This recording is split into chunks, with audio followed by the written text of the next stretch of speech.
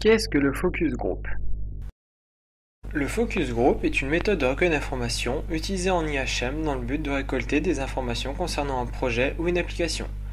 Pour expliquer brièvement, elle consiste à réunir un petit groupe de personnes utilisatrices et de débattre sur des sujets concernant l'application.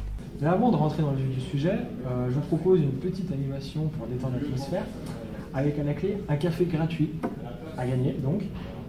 Et pour cela, le premier qui mettra une boulette de papier dans la poubelle derrière moi le gagnera. Mais non, mais c'est trop mauvais. Et d'ailleurs, c'est pas trop. Orchestrée par l'organisateur, même si cette activité est loin d'être la meilleure, le but est bien de mettre en condition et en confiance les membres du groupe. C'est ce qu'on appelle l'opération brise-glace.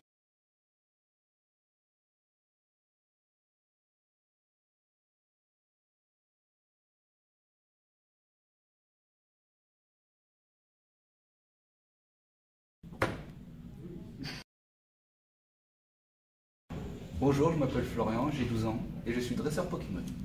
Bonjour, je m'appelle Emeric, j'ai 43 ans et je suis prêtre. Bonjour, je suis Kevin, j'ai 48 ans et je suis dresseur de licorne.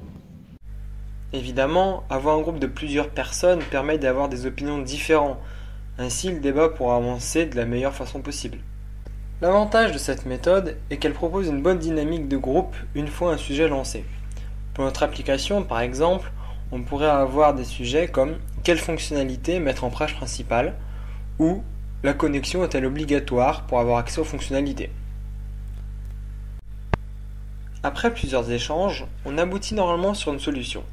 Solution sur laquelle il faudra peut-être aussi débattre pour avoir le meilleur résultat possible. C'est de cette façon que petit à petit, les thèmes principaux s'affinent en problèmes plus précis.